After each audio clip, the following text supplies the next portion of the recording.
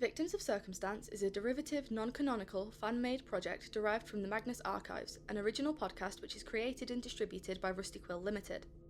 Victims of Circumstance is not endorsed by Rusty Quill Limited and is distributed under a Creative Commons Attribution Non-Commercial Share-alike 4.0 international license. For more information about the original source material, visit www.rustyquill.com. Episode 1. A Walk in the Park.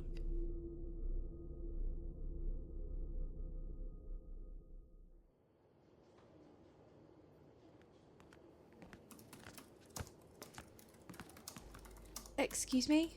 This is the Magnus Institute, right? Yes, that's us. Can I help you, love? I saw someone drop this credit card the other day. It has your company name on it. He helped me when something... I don't even know how to explain it. Something weird happened to me. He left pretty much straight away, so we didn't really get to talk. I thought maybe I could drop the card off and thank him in person. I don't see why not. What was the name on the card? I'll point you to their department. Archaic policy here about company cards, you know the kind of thing. Must only be handled by designated persons. I'm sure whoever it was will be delighted you've come to deliver it in person. Thank you so much. It's under a Tom Smith? Okay, just give me 2 seconds. I don't quite recognise the name. Oh, it's him. Sorry, what? Oh, nothing, love. Typical office gossip. You'll be wanting the archives. He works down there. Okay, thanks. How do I get there? Oh, silly me. I completely forgot. Right, walk straight through here and take the first left, then the second right, and down the stairs to the 5th door on your left. Pop back if you find yourself lost, okay? Thanks. I'll get going then. Have a good day. You too, love. Bye-bye now.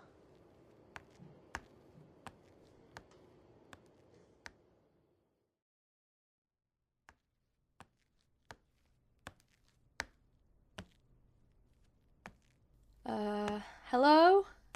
Is anyone down here? Hello? Hello. Jesus! Where did you come from? Just over there. Okay. Silly question, but do I know you? You look kind of familiar.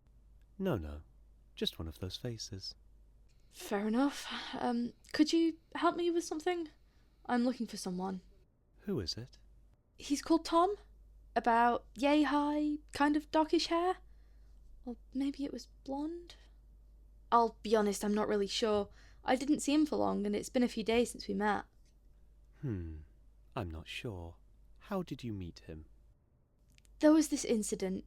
He pulled me out of harm's way, supposedly, but he left before he explained what actually happened. Anyway, the reason I came in person is because, well, he dropped his credit card. The company one, that is. I was hoping to drop it off and maybe have a chat if he's around. I'm sure we can figure something out. Will he know you by name? No, he won't. We didn't get a chance to introduce ourselves.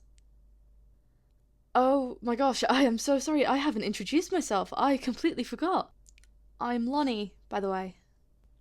Well, in that case, Lonnie... Can I call you Lonnie? Is that offensive? I mean, you can never tell these days.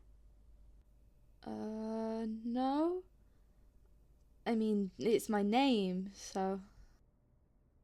I think that if you've had an odd experience that a member of the Institute witnessed, giving a statement may be beneficial to you, and in finding this Tom fellow too. Why would me giving a statement help find this guy? Well, as we'll likely have reports of investigations nearby, there's a chance we can use those to find him, as you are... unable to provide a description. It's not that I'm unable to, I'm just not sure. It's been a while. The details are fuzzy. Maybe, if you give a statement, it'll become clearer. Seriously? Fine, I guess I'll give you your weird statement then. Thank you.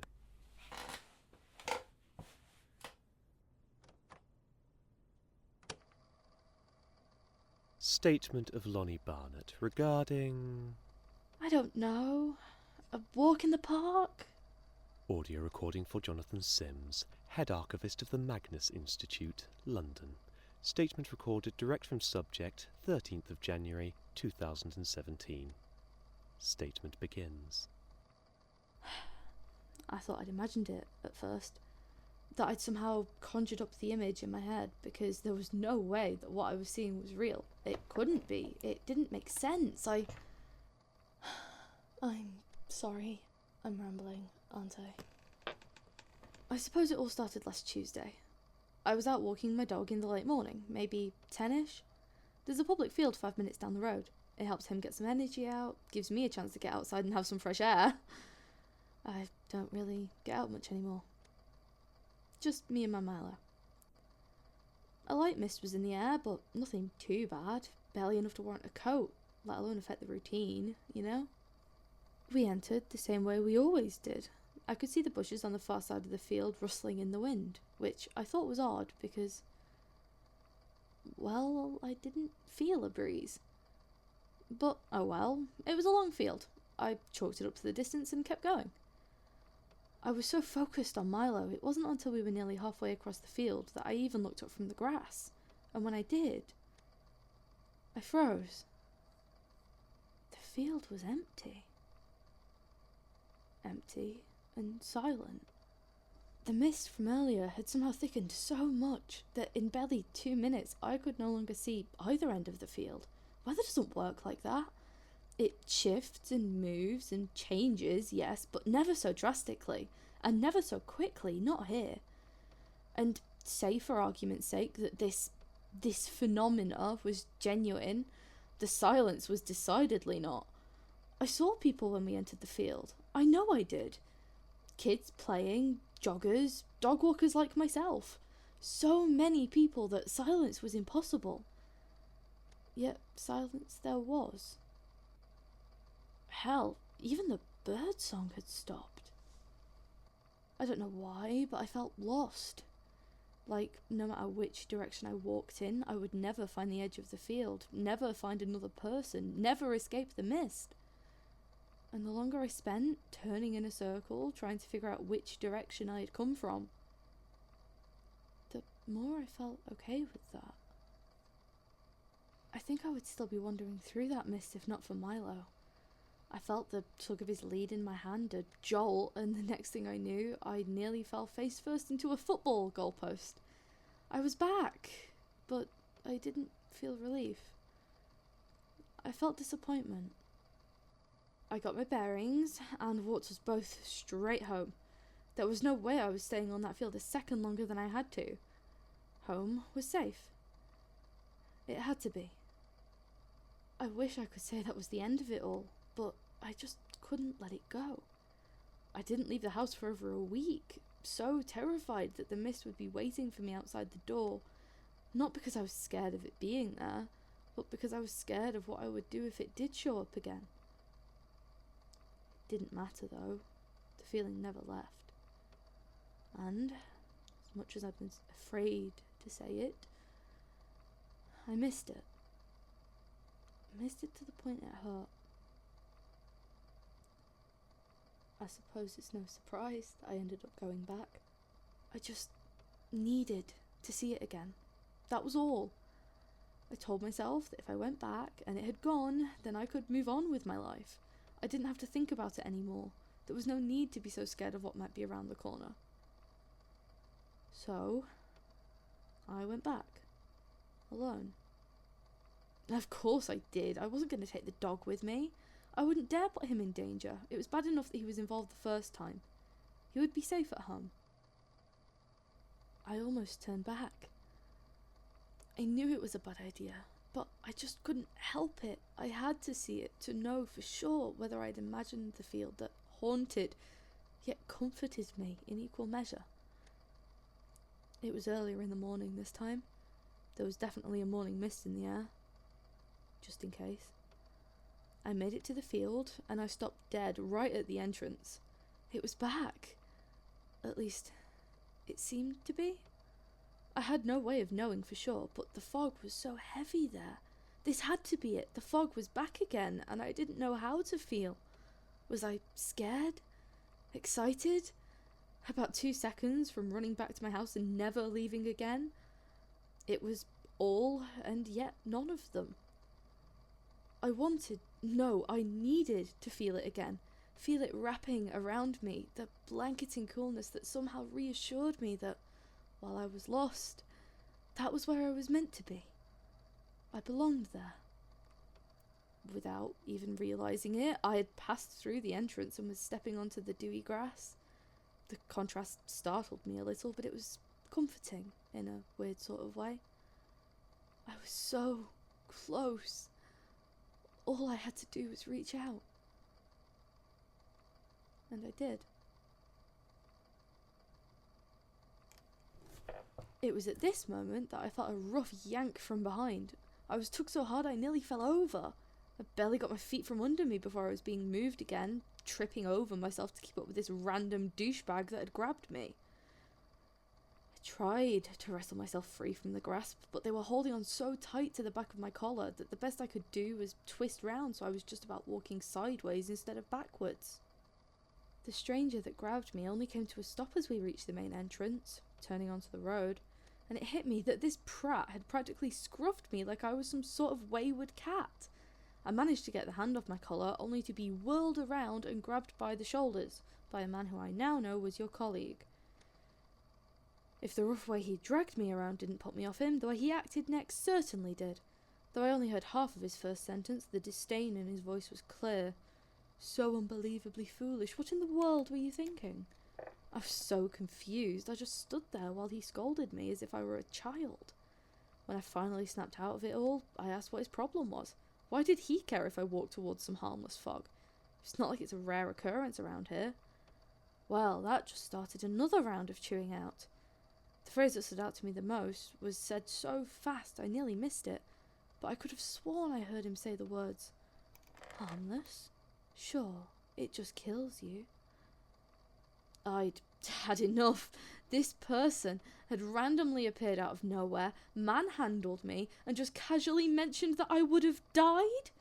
I was getting some straight answers, and I said as much. I admit, it may have been slightly lost in the, less than polite rant I cut him off with. Although the aloof little "anything else" and the raised eyebrow I got in response just infuriated me more. Especially when he turned to leave straight after. I tried to follow him. I even brushed against his sleeve trying to grab his arm, but I lost sight of him for a second when he turned a corner. The next thing I knew, he was gone. It was as if he had never been there. I would have chalked it all up to the stress, I think, if not for the card. It must have fallen out of his pocket when I clutched at his coat. It was one of those, company credit cards. It was my only lead to understanding what had happened. The only personal info on there was his name, which gave me way too many Google results to count, none of which seemed to actually link to him, and the company name, the Magnus Institute. Now that gave me a proper lead. I found the address, planned a long weekend away, booked a dog sitter, and now, here I am, I guess. Anything else? Well, no, your colleague got me out, cursed me out, and sodded back off again. Hold on a second. What did you just say? Anything else? It's you! Statement ends. Hang on. Whoa. What do you mean, statement ends? We're not done here. I believe we are. You need to answer my damn questions. Who the hell are you? What? What was all that? You couldn't have just said that it was you? I mean, seriously, all of this just was not necessary in the slightest. Now hang on. It seriously took me hearing your voice talking in that stupidly smarmy tone, and how did I not realise sooner? I mean, your voice is unmistakable. Say that again! Say that again! But know that if you speak of me to anyone, I will skin you and wear you like a cheap suit. So, what was that supposed to be then? Trying to be scary? You do realise I can and will report you for threatening a member of the public. Well, it doesn't matter. You won't be able to tell anyone anything. You don't even know your attacker. What? Of course I do. It's you. Oh? Then describe me. You have... your hair? I mean, your eyes? You... what? Cat got your tongue. How did you... What is this? I can see you. You're stood right in front of me, but I blink. No, I don't even blink, and you're already different somehow? I don't understand. How do you do that? Is it some kind of trick, an illusion, hell, some kind of technical prosthetic? There's no other explanation for this. This is the craziest thing I've ever seen, and I nearly got eaten by mist in a field, apparently, if that's even what that was. I should have never left my house, let alone come all the way down to London. Take the card, I don't even care anymore. What the hell is wrong with you? Are you finding this funny? Oh, extremely. Quite amusing, really. How are you finding any of this funny? You were so unbothered by the previous events you described, even with our little disagreement. Yet this is what shatters that oh-so-nonchalant facade. Frankly, you deserve it. I do so hate to be recognised.